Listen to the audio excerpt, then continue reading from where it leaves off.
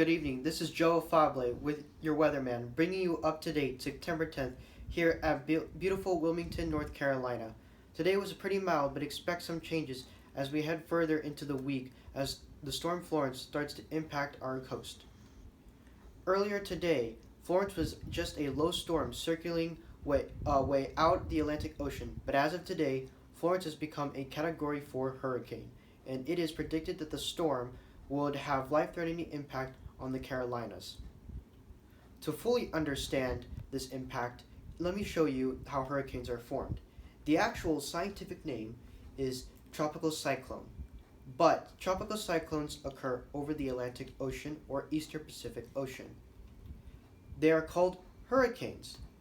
Tropical cyclones use warm, moist air as fuel.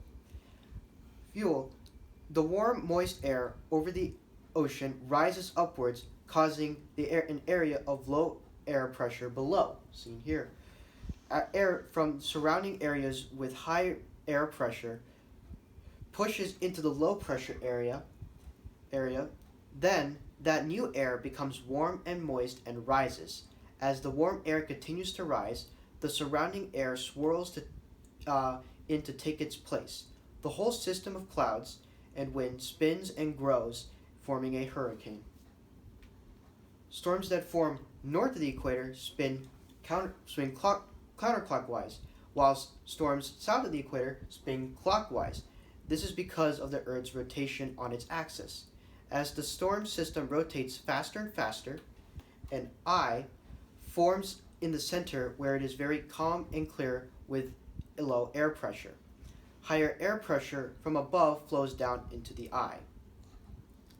Air pressure, or atmospheric pressure, is the force per unit of an area exerted on the Earth's surface by weight of the air above the surface and is measured with a barometer. A low pressure system are usually associated with high winds, warm air, and atmospheric lifting. A high pressure system is where the air pressure is greater than that of the surrounding area.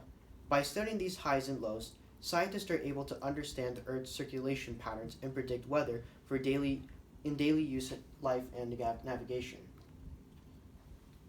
Now back to Florence. As you can see in the map, these are high pressure and low pressure areas.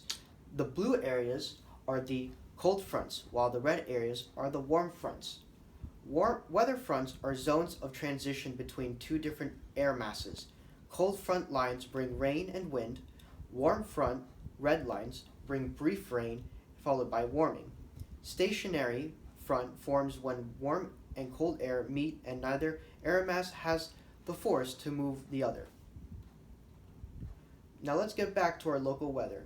Here's how it looks. Notice the numbers there. That is high temperature expected. Temperature is the measure of hotness or coldness of the air by using a thermometer. It is reported here in Fahrenheit.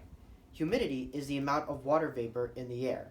As air humidity increases, the air density decreases. So for the rest of the week, here's how it looks. Tuesday, we will see a high of 89 with a 30% chance of rain. Wednesday is looking identical to Tuesday with a humidity of 85 degrees. By Thursday, Hurricane Florence will make an impact in Wilmington, and the temperature will drop by 85 degrees. Now winds will expect north at around 95 miles per hour, and the humidity will then top to 85%.